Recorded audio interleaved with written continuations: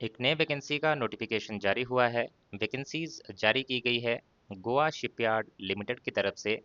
Goa shipyard limited Bharat सरकार के ministry of defence के अंतर्गत कार्य करने वाली एक सरकारी ऑर्गेनाइजेशन है, गवर्नमेंट डिपार्टमेंट है, जिसमें गवर्नमेंट जॉब्स का ये नोटिफिकेशन जारी किया गया है। एडवर्टीजमेंट नंबर है इसका 3/2026। वेबसाइट है इनकी गोवा शिपयार्ड .in। यहाँ पर ये जो एक मिनी रत्ना कैटेगरी 1 कंपनी है, इसमें वैकेंसीज अलग अलग पोस्ट के लिए जारी की गई हैं।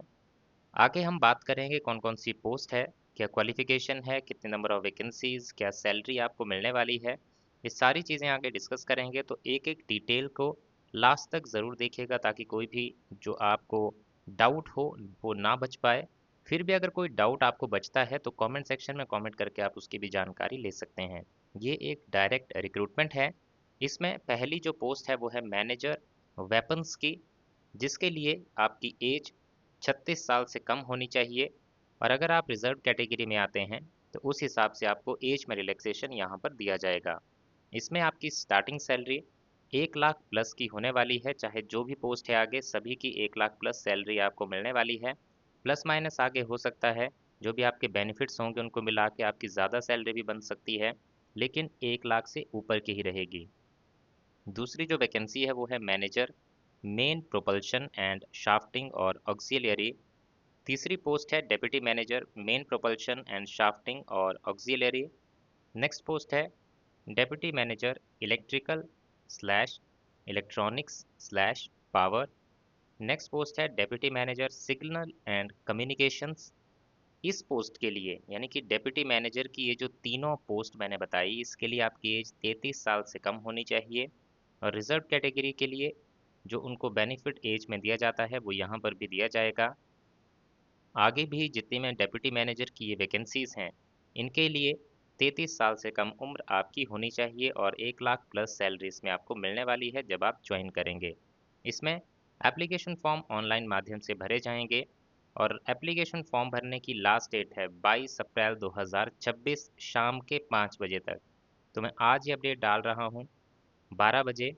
तो इसमें 5 बजे तक अगर आप एलिजिबल हैं तो अप्लाई कर लीजिएगा। ऑनलाइन एप्लीकेशन फॉर्म भरे जाएंगे और इसका डायरेक्ट लिंक एप्लीकेशन फॉर्म का आपको हमारे टेलीग्राम चैनल पे मिल जाएगा।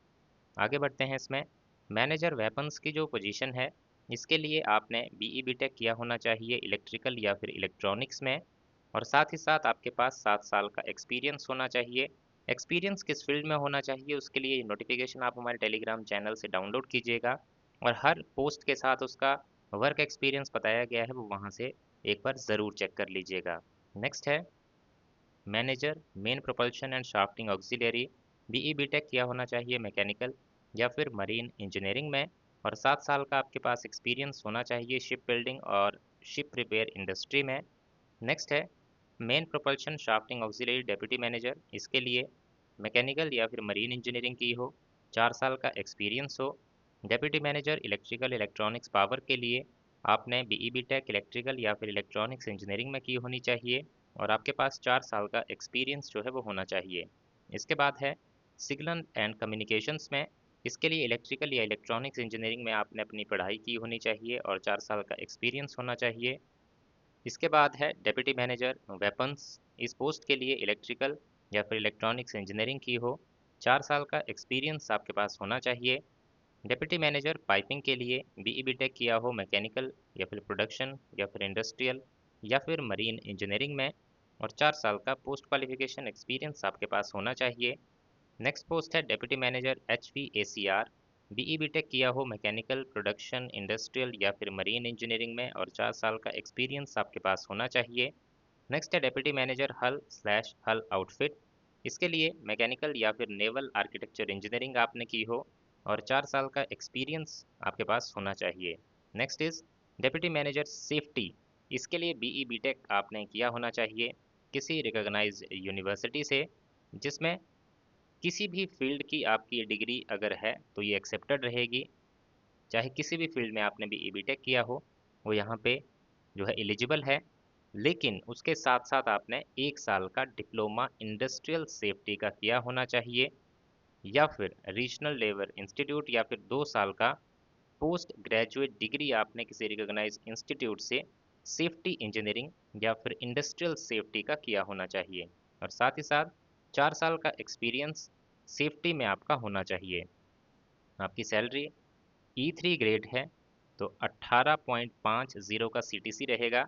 E2 है तो 14.93 का CTC यहाँ पे आपको मिलने वाला है। इसके बाद यहाँ पे बताया गया है कि कौन कौन सी, एक तो मैंने ब्रांचेस बताई, अब उसके आगे सब ब्रांचेस भी होती हैं जो यहाँ पे एलिजिबल मानी जाती हैं पर्टिकुलर पोस्ट के लिए। तो अगर आप मैकेनिकल वाली फील्ड में अप्लाई कर रहे हैं तो मैकेनिकल के इक्विवेलेंट अगर इसमें से भी कोई ब्रांच आपने की हुई है तो आप एलिजिबल हैं। नेवल आर्किटेक्चर के इक्विवेलेंट ये ब्रांचेस दी गई हैं, इलेक्ट्रिकल के इक्विवेलेंट ये ब्रांचेस, इलेक्ट्रॉनिक्स, मरीन, सबके इक्विवेलेंट ब्रांचेस दी गई हैं। तो जिसमें भी आप अप्लाई कर रहे हैं जिसमें प्रोडक्शन मांगी गई है, तो उसके इक्विवेलेंट में अगर इसमें भी आपने किया हुआ है तो आप एप्लीकेशन फॉर्म भर सकते हैं। तो ये ज़रूर चेक कर लीजिएगा इसमें। बाकी इसमें नेक्स्ट चीज़ें बताई गई है, एक्सपीरियंस किस तरह का होना चाहिए, क्या स्केल आपका होना चाहिए, वो सारी चीज़ें आपको यहाँ पे देखने को मिल जाएंगी। सिलेक्शन जो है आपकी यहाँ पे एक इंटरव्यू के माध्यम से होगी। सिर्फ इसमें इंटरव्यू कंडक्ट होगा, कोई रिटन एग्जाम नहीं होगा, और इंटरव्यू के बेसिस पे ही आपकी सिलेक्शन होगी। 500 रुपये की एप्लीकेशन फ़ीस आपको पे करनी होगी जब आप एप्लीकेशन फॉर्म को सबमिट करेंगे।